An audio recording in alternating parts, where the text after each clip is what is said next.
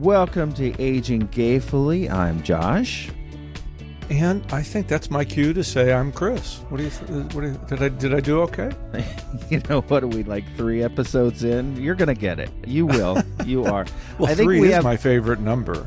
I think we will be able to nail our intros maybe 50, 60 shows in. Well, we don't want to rush into anything because we're aging gayfully.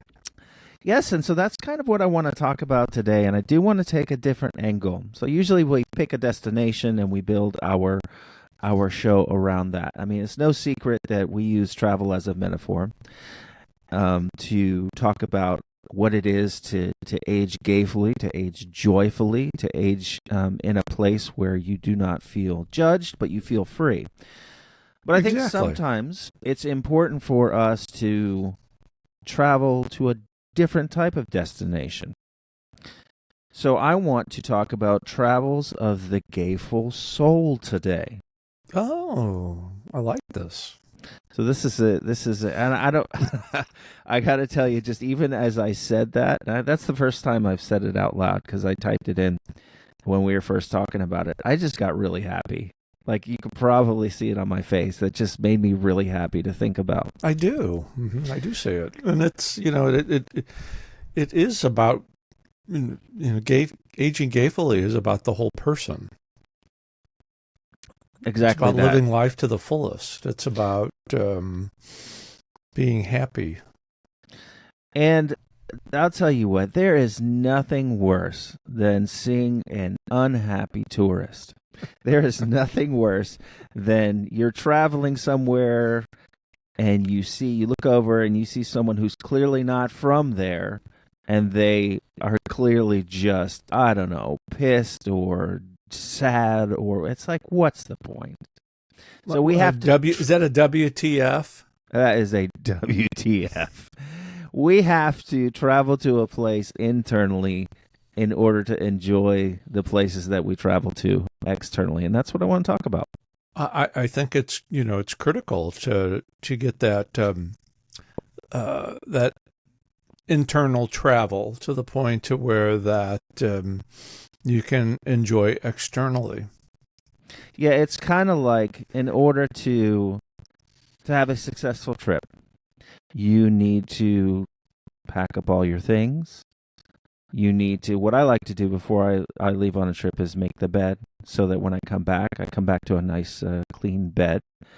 You put all the things away and you just make your house just so that right. When you travel, you feel at ease, you feel peace of mind. And so it's the same way in the head and in the heart. Well, precisely, because we're constantly traveling. We're constantly on a journey, whether that's to a different country, a different destination, or if it's something that's just self-reflective. And looking internally at our not only our own happiness, but the happiness of our spouses, our partners, our family, our community. How are we manifesting happiness, not in ourselves and in those that are around us? That's it's a very, it may sound like it's a very deep question, but it's something I think we all strive for, is finding that peace and joy. And it's something that became very real to me this week, which is why I've wanted to talk to you about this. Now, one of the things about this journey that we're on together, you and I and all the listeners, is I do want to be intensely honest, and so for me, the need to discover how to find peace has come from chaos. It's come from misery. And for some reason, this week, beginning of this week, I don't even remember what the trigger of it was, but I had worked myself over the last few months into such a state of unhappiness and misery. And nothing was exciting, and my family could tell. And there seemed to be no end in sight. And I wasn't really doing anything to address it, right? That's just freaking pathetic. Just someone just sitting there and basically bitching, right? And no one wants to be around that. Nobody wants to be, but it does happen. Oh, absolutely. And I'm not saying that the sources of the discomfort that I was experiencing have changed, because oftentimes your external circumstances, they don't change, and they're out of your control. And so you're left with the choice of, well, I can just be a miserable slug, or I can do something, even if it's a small thing, right? The problem is that the problem seems so large that people don't even know how to address it, because it seems too big to address. But sometimes it just takes doing one small little thing. And so it was Monday, and I think what it was is I think I saw a video on TikTok. I was doom scrolling. Are you familiar with doom scrolling? I think I get it. Yeah, just being caught in the miserable. You flick of a wrist, one bad political thing. A flick of the wrist, another bad thing has happened. I mean, are there politics going on in America these days? None of the question is there anywhere where politics is not going on in the world, or in the United States, or in the world? Sure. Well, but as Americans, man, we overdose on this political nonsense. My British friends, I asked them, I said, do you have the politics in the news as much as we have it in our news? Because to me, it's just this wall of noise with nothing else coming through. Nothing else. Yeah. And they say, sometimes, but they say mostly the politics that we hear about is American politics. I'm like, well, isn't that just the son of a bitch? I mean, my God, we're infecting the waters, the international waters. So we need to bring some aging gayfully. We absolutely do. So, but I needed to bring it to me, and I think that's the point of this. So I was doom scrolling, and for whatever reason, my TikTok algorithm decided to give me a post that had to do with, approaching life a little bit more positively. And I think that started to kind of get me on a little bit of a roll of thinking about, well, what thing can I do to break out of this morass, to break out of this misery? And so my one small thing was to try to adopt one habit, right? One habit. And so I've talked a lot so far, right? So I want you to tell me, can you relate with where I'm at so far in my little very story much so. here? Yeah, I think life is life has its ups and downs, and we want to have more ups than downs, but we also want to know how to get out of the downs when they happen, because if we don't recognize it, things start to spiral downward quicker without an escape. But I think one of the keys, and you're demonstrating this today, is recognizing it. Recognizing that, I might need a tweak here or there. I might need and I've experienced it myself. You know what? I need an effing attitude adjustment, and it can only come internally. You can have your best friends or your spouse or your wife or your husband tell you, what's up? But until you recognize it yourself and make that little tweak, you're not going to be happy. Nobody's going to be happy. Yeah, exactly so. And all the people around you are going to be miserable or they're going to say, okay, enough with you. You Enough go is over there. enough. Right. You go over there. You be over there now, and then you get back to us later. We're going to put you in timeout. That's right. And then, but the thing is then you have to decide when you're out of timeout because they ain't going to do it. Right. So, what I determined to do, and again, it was the flick of a thumb that I was shown this idea. I determined to start every day writing what I will call a gratitude journal, right? This is what I've heard, something called a gratitude journal. Right. Mm-hmm. But what I do is I don't write what I'm grateful for that has happened to me. I write what I'm grateful for that is going to happen to me. Things that I want to happen to me, right? So it could be aspects of my personality that I think need to change, or it could be situations like I'd like to see myself in. Now, athletes call this visualization, where Michael Jordan has talked about before, where he visualizes himself making a certain move with his body, and by going through that mental exercise, he's actually physically preparing himself. So the body is following the mind. Right. Some people call it manifesting. That's a whole hell. Manifesting these days is a whole business. People, influencers talk about it. Books are written about it, and I've not gone down that rabbit hole because I don't need to do that right now. Mm-hmm. I don't need someone else's interpretation of what I've decided to do. But whatever you call it, it is a physical exercise that I do to put myself in a mindset. Right? So it's that interesting thing of, and I spoke about visualization. I talked about as I talked about Michael Jordan's visualization, I talked about the body following the mind. In the same way, every day I sit down with this notebook, and if you're not looking at the video, you can't see the notebook, but I've got it right here. And I'm showing a page here that's just filled with things, right? Right.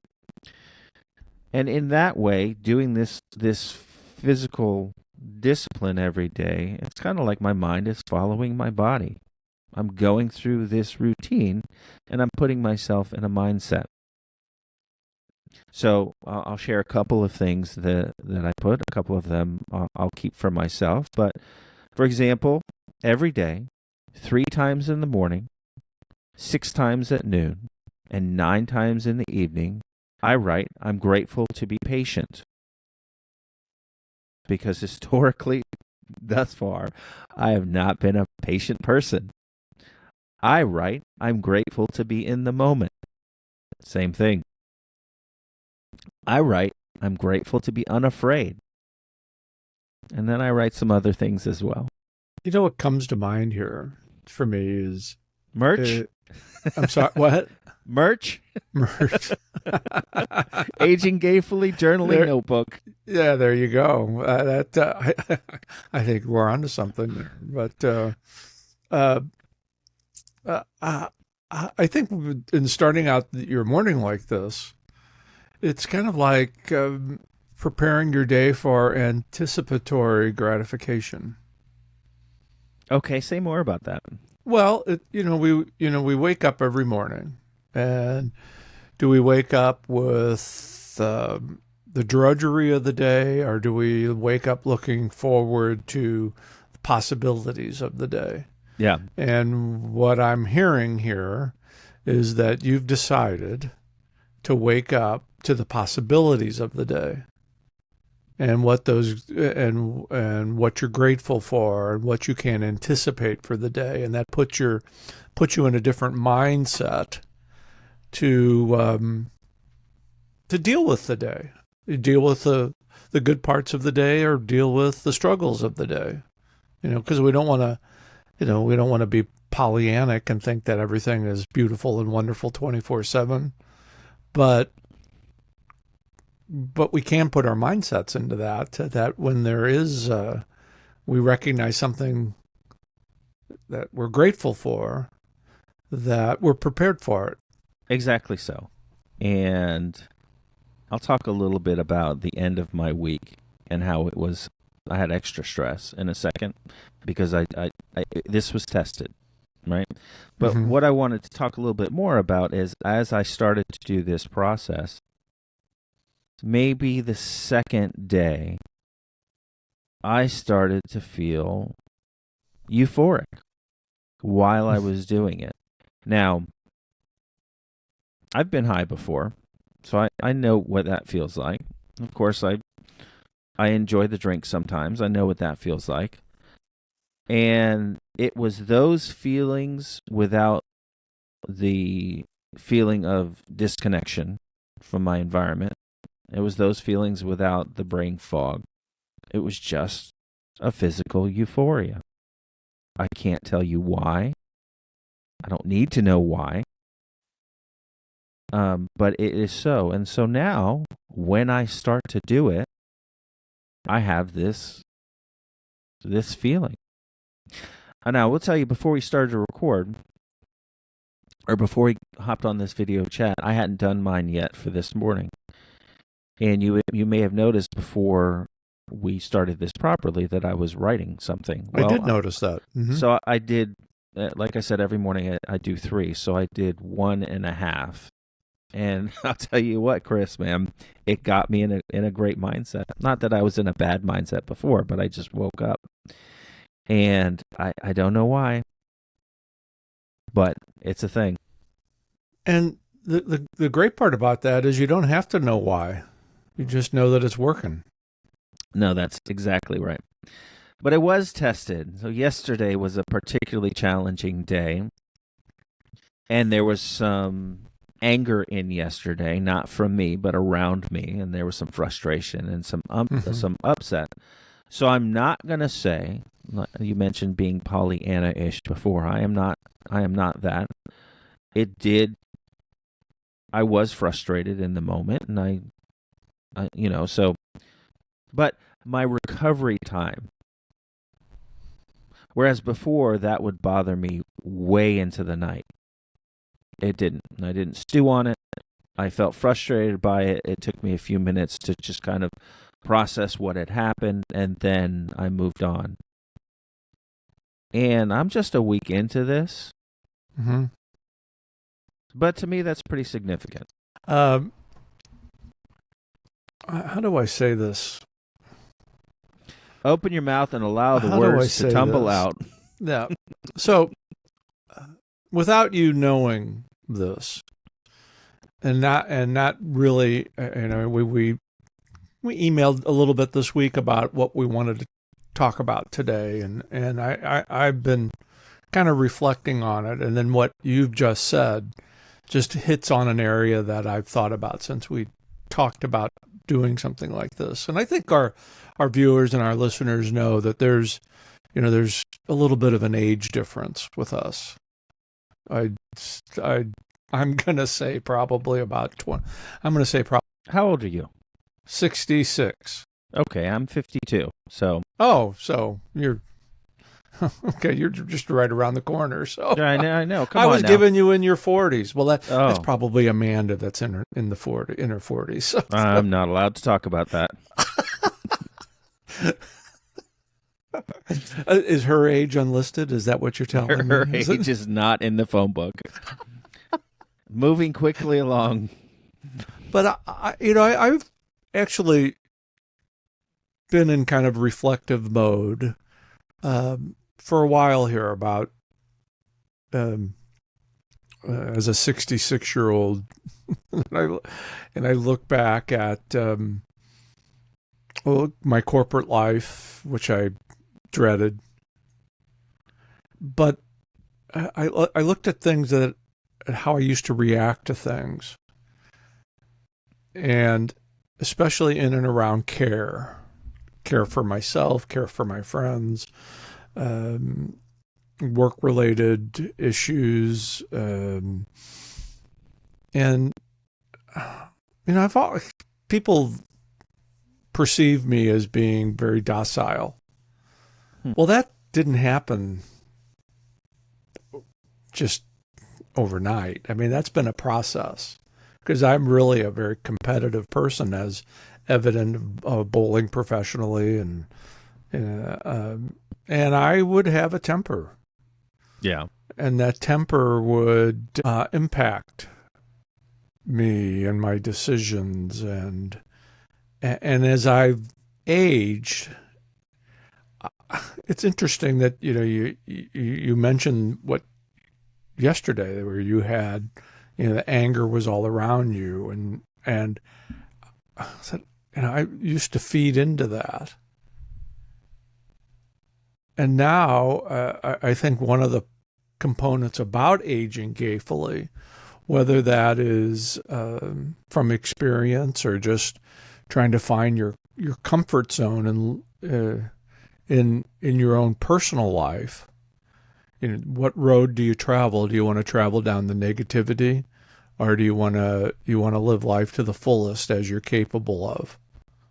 And I think what I've learned, at least from my experience in care, that you have to care for yourself, in body, mind, and spirit, so that you can care for others, and that you can identify those trigger points that just then you did that yesterday. That anger that's around you that you don't really want to be a part of. And that's kind of the path that I've chose here. I can't really give you a timetable of when that is, but I look back on aspects that happened to me in my life now, where it's like, a few years ago, I'd have been flying off the handle, and I would have been effing this, and it's kind of like, not that big a deal. How do you get to that point, though? How did you get to that point? A couple of things. For me personally, as a gay senior, it's kind of like I just don't care what people think of me anymore. I care about but that's not a switch that you can flip. There's got to be something to that. It comes from loving yourself, recognizing your talents and skills, and trying to live in that area of comfort, and removing yourself from drama. Drama is a big word in the gay community. Is there any gay drama here? Well, there's drama really everywhere, but it's how you respond to it. Yeah, you can only control how you respond to things. You can't control, as much as we well, I'm not going to go, as much as we think that we can control others, we really, we only have the ability to control ourselves. See, that's so interesting. There's so much in what you just said that I'd love to unpack. The idea even of what we can control. There are aspects of ourselves internally that we can't control. We can't control our emotions. Now we can bottle them up and we cannot express them. But which is bad. Which is bad. That's not the kind of control that I'm talking about, because emotions, they come unbidden. Mm-hmm. You are, the whole expression being surprised by joy. Well, you're surprised by it because all of a sudden the emotion hits you. Or how many times have you been, I tell you, Chris, the amount of times that I've cried at a silly commercial, not expecting to, and it just kind of hits me. Just hit you. We can't control our emotions. So, and I'll tell you, one of my problems, and one of the reasons why I've been wallowing in misery, is because I feel like that I am a person who receives the world around him and responds to the world around him through feelings, through emotion, right? Through intuition. However, at an early age, because I had to, because I had a difficult childhood, I shut that part of myself off. Right. And so I've lived, for 50 some odd years as a person whose primary source of interacting with the world has been shut off by himself. How about that? I think I know personally I can definitely get in touch with that, and I think all of our listeners can get in touch with that. And and I'm going to be risque when I say this. We're all products of our upbringing. Sure. Whether it's good or bad, indifferent, and you take from that experience, and hopefully you grow from it. I grew out of a family environment where everything was pretty much negative. The way that I was encouraged. I'm going to use that if I could put quotation marks around encourage. Was by I don't even know how to describe this, because I think I've grown out of it in some sense, but you're not good enough, or you need to do better. Sure. You can never do that. And that mode of motivation, that negative motivation, thinking like it's reverse psychology or whatever, it's like, how do you grow out of that? You grow out of it by recognizing your talents and skills. But that doesn't mean you can easily wash that dirt away. It always, it reappears from time to time. And how do you combat that? And what I like about this, well, I like a lot about this conversation, but finding that path to gratitude, recognizing your own talents and skills and using them to the fullest without worry or hesitation that you're going to be criticized. That was the other thing that you said that I wanted to unpack, because if people get nothing else from our conversation here today, it is the fact that it's important that you start. You have to have a starting point. It's important that you try, right? And like I said before, you can hear the very good and the very worthy phrases that you said of you have to love yourself and you have to recognize your talents and your skills. But if you don't put feet on that, then it's just a platitude. And most people stop at platitudes. In the era of social media posts, most people stop at posting the phrase, make sure to love yourself, with hearts and unicorns on it. And then that's the work that they've done on their self today, to post that phrase, right? So you have to figure out for yourself what loving yourself means. And for me, it means a lot of things. But in this week, for me, it meant putting these ideas on paper that I can be patient, I can be in the moment, I can be unafraid, and all of these other things. Giving myself permission to do that, seeing within myself the possibility and the probability that can actually happen, having hope that future self is going to look back at past self and say, thank you for starting this process. That's what loving myself looked like for me this week, right? And then recognizing your talents and your skills really means, because I know what you really mean is, and then finding out ways to do those things. This is just fantastic, because I think what we often get pigeon-toed into is doing things because we have to do them. People have asked me over the years, well, what's your profession? And I've kind of like, okay, let me think. Well, I was trained as a social worker. I bowled professionally. I've worked in rental car. I was a manager in rental car. And so, I've kind of come to the point to tell, and I love doing the radio. And I said, I'm kind of had like a cornucopia life.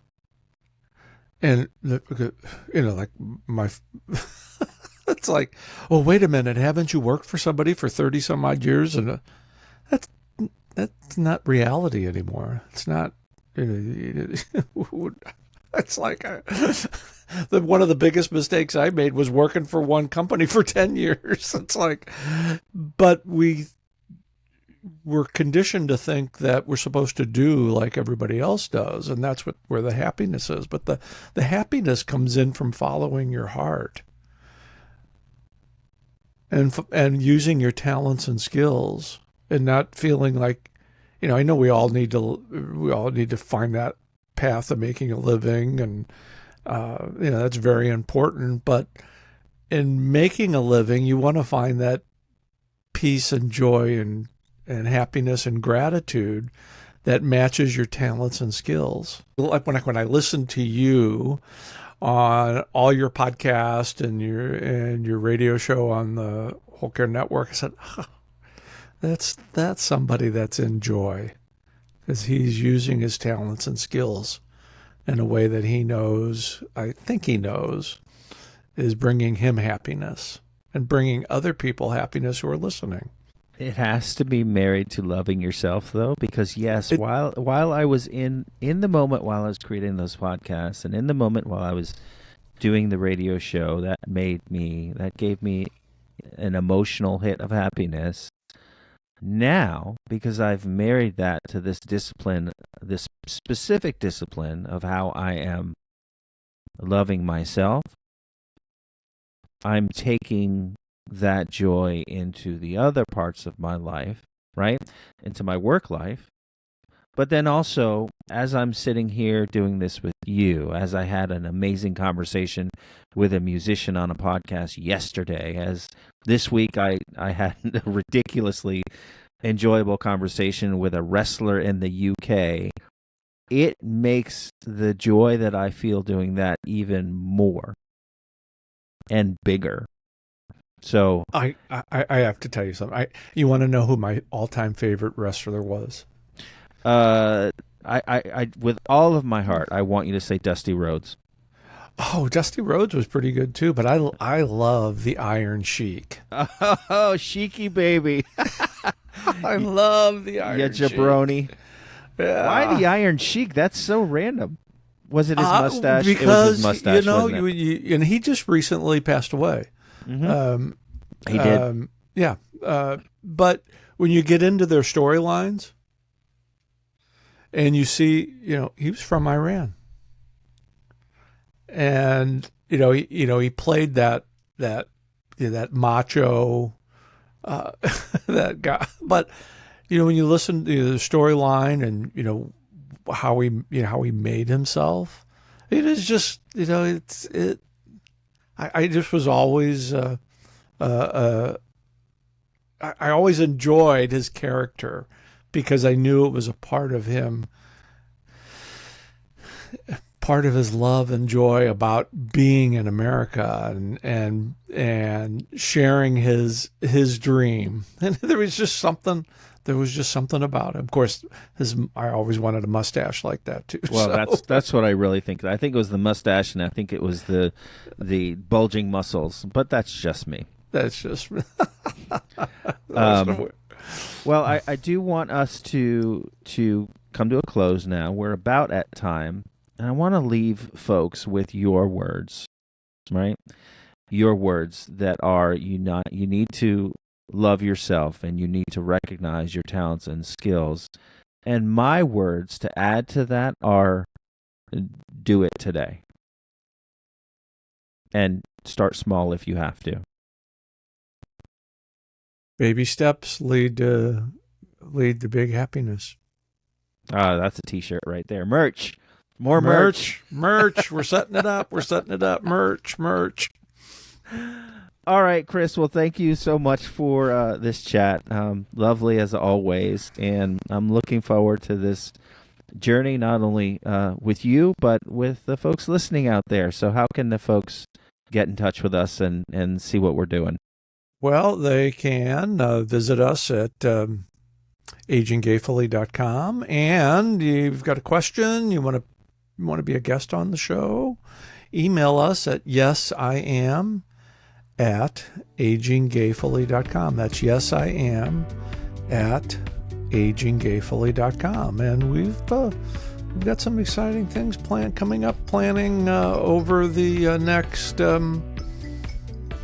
next few months, and full speed ahead. And someone's calling. Maybe that's the 90-year-old slut. We need to get the 90-year-old slut and on we say the that show. We say that in all kindness, because that's how he references himself. And we will be having the 90-year-old slut on our Aging Gayfully show here soon. Yes, folks, you can look it up. That's what his driver's license says. All right, until next week, folks, y'all